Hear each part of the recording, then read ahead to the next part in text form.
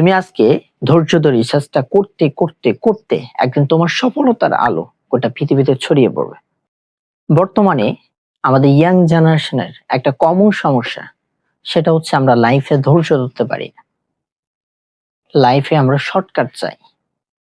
যেমন ধরেন কেউ একজন বিজনেস শুরু করেছে, সে অল্প দিনে ফলাফল চায়। আসলে কি একদিনে কখনো সফল হওয়া যায় না? একটা কথা আছে, একদিনে কখনো সফলতা আসে না। অনেক পরিশ্রম, অনেক ধৈর্যের বিনিময় সফলতা আসে।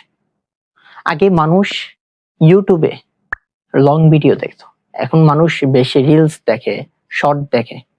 এখন মানুষ শর্টের দিকে চলে যাচ্ছে।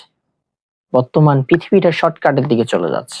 ঠিক তেমনি আমরাও মনে করি লাইফে সাকসেস শর্টকাটে আসে না। সফলতা কখনো শর্টকাটে আসবে না। ধৈর্য ধরতে হবে তোমাকে। একটা গল্প বলি। আপনারা সবাই বাঁশ গাছ চেনেন। বাঁশ গাছের বীজ যখন রোপণ করা হয়, প্রথম বছর কোনো গাছ ওঠে না, কৃষক পানি দিতে থাকে। দ্বিতীয় বছরও বাঁশ গাছ ওঠে না, তৃতীয় বছরও ওঠে না। তখন মানুষ মনে করে আসলে বীজটা নষ্ট, এই গাছ উঠবে না কখনো। চতুর্থ বছরও উঠে না, কিছু উঠে হালকা হালকা। কিন্তু পঞ্চম বছর যখন মাটি থেকে উঠে শুরু করে, সে একদিনে 1 থেকে 3 ফুট বড় হয়ে যায়।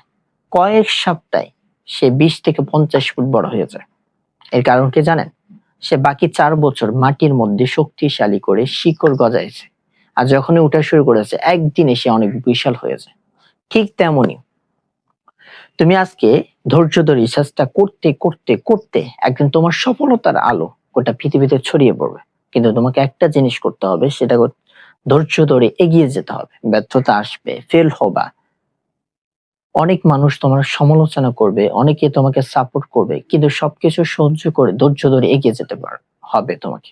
তার একটা গল্প বলি। ভারতে দশরথ মাঝি নামের একজন ব্যক্তি ছিলেন।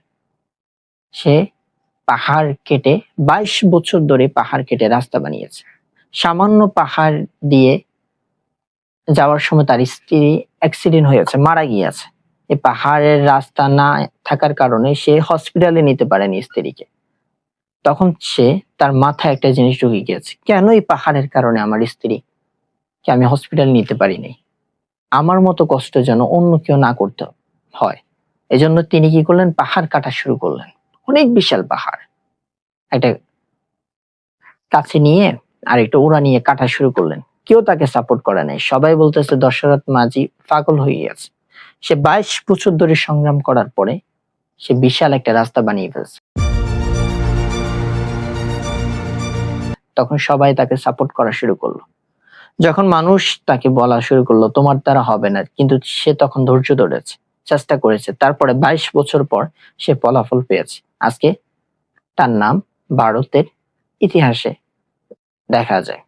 ঠিক তেমনি তোমাকে ধৈর্য ধরে এগিয়ে যেতে হবে, তাহলে একদিন তুমি সফল হতে পারবা।